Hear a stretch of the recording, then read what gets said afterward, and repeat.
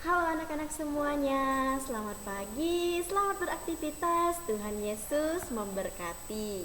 Nah anak-anak, hari ini kita kembali lagi belajar di tema 2, selalu berhemat energi, subtema yang ketiga yaitu energi alternatif. Nah anak-anak, kemarin kita sudah sama-sama belajar di pembelajaran yang keempat.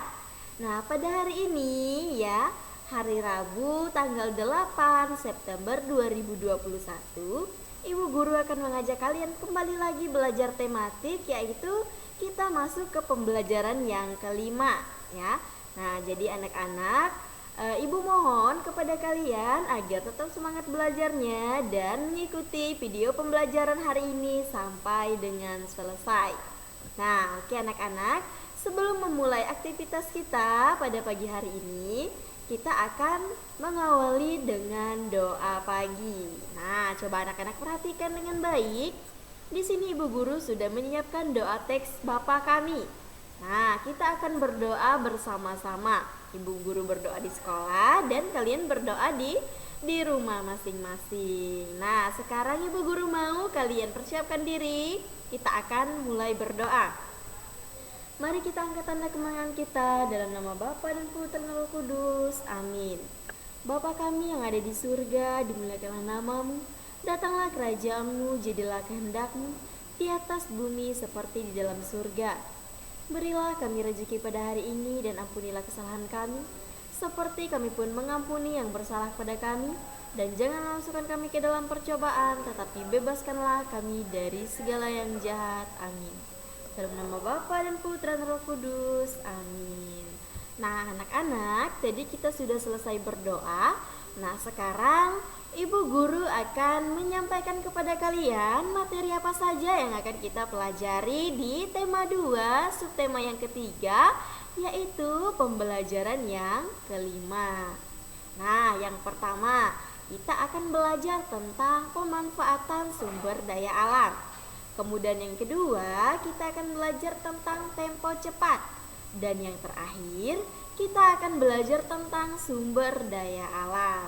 Nah anak-anak, jadi ini ketiga materi yang akan kita bahas di pertemuan pembelajaran kelima ya. Nah sekarang Ibu Guru mau kalian mengambil buku tema dan buku LKS-nya. Nah perhatikan baik-baik, yang dimaksud dengan buku LKS itu adalah yang ini ya. Nah ini yang dinamakan dengan buku LKS, ini tema 2. Kemudian kalau buku temanya, nah ini yang besar, ini dia yang dinamakan dengan buku tema ya. Nah jadi jangan sampai tertukar nanti bukunya ya. Nah sekarang kita fokus ke buku LKS. Nah sekarang anak-anak buka buku LKS-nya halaman 98. Kita akan belajar tentang pemanfaatan sumber daya alam. Nah ini adalah pembelajaran IPS. Jadi anak-anak jangan lupa nanti catat materinya ya. Nah sumber daya alam adalah potensi sumber daya yang terkandung dalam bumi, air, dan udara. Sumber daya alam berkaitan dengan kegiatan ekonomi karena dapat didayagunakan untuk memenuhi kebutuhan manusia. Namun sumber daya alam harus digunakan dengan bijaksana dan sesuai dengan kebutuhan kita. Nah anak-anak, jadi sumber daya alam ini adalah suatu potensi ya. Nah suatu potensi sumber daya alam yang terkandung di bumi ya. Nah di dalam bumi, kemudian ada juga air dan udara.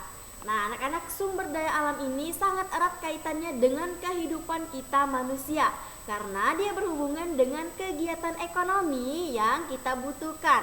Ya, karena di sini sumber daya alam adalah salah satu kegiatan ekonomi yang dapat didayagunakan atau dapat kita pergunakan untuk memenuhi kebutuhan hidup kita. Misalnya sumber daya alam air.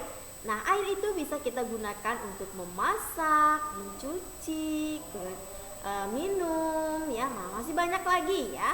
Nah, air itu bisa kita gunakan untuk beberapa keperluan kita di kebutuhan manusia tadi ya. Nah, jadi anak-anak, udara juga termasuk ke dalam sumber daya alam yang bisa didaya gunakan untuk memenuhi kebutuhan kita sebagai manusia. Nah, tapi anak-anak, selain itu, sumber daya alam ini tadi ya agar tidak punah atau tidak habis ya dalam jangka waktu yang cepat, kita harus melakukan atau memanfaatkan sumber daya alam ini sesuai dengan kebutuhan kita masing-masing ya. Nah, jadi ini berhubungan dengan hak dan kewajiban ya. Nah, selain hak ya, nah ketika kita mendapatkan hak untuk memperoleh kehidupan yang nyaman ya, kemudian memperoleh sumber daya alam yang cukup. Nah, di situ kita juga punya kewajiban yang harus kita lakukan. Nah, siapa yang tahu apa kewajiban yang harus kita lakukan terhadap sumber daya alam?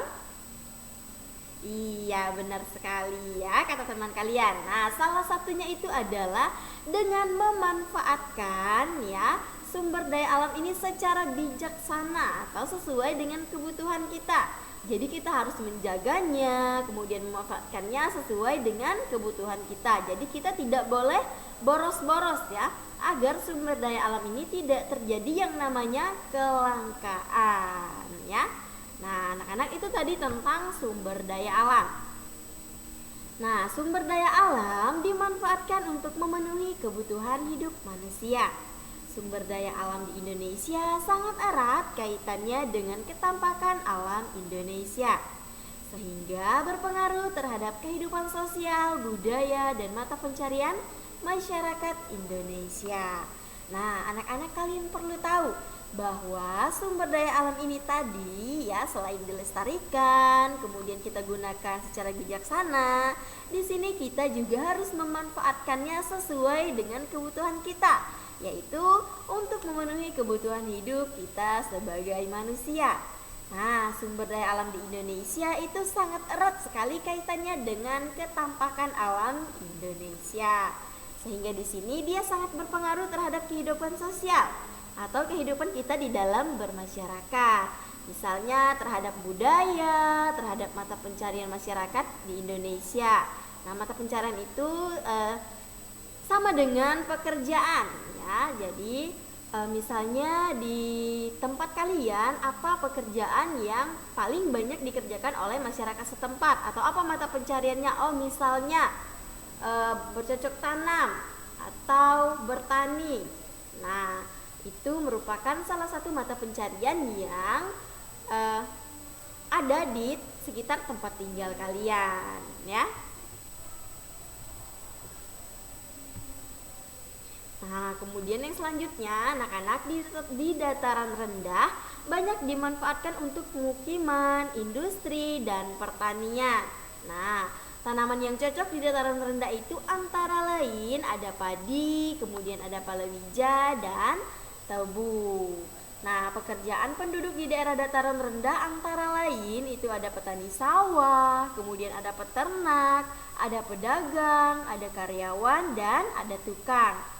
Nah, anak-anak bisa nanti kalian bisa perhatikan di lingkungan tempat tinggal kalian, atau kalian bisa bertanya kepada orang tua kalian, atau misalnya kepada Pak RT, Bu RT ya.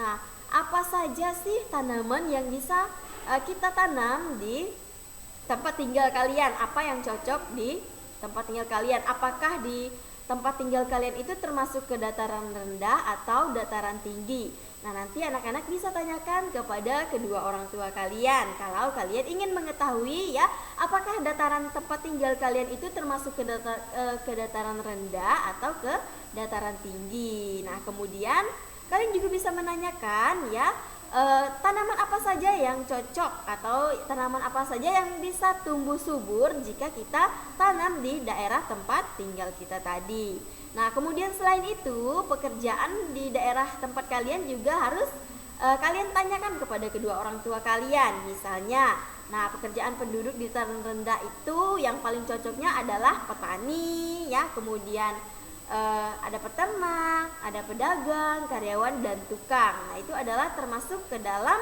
pekerjaan di daerah dataran rendah. Nanti kalian juga bisa bertanya kepada orang tua kalian ya. Nah, pekerjaan apa yang cocok di dataran rendah tadi ya.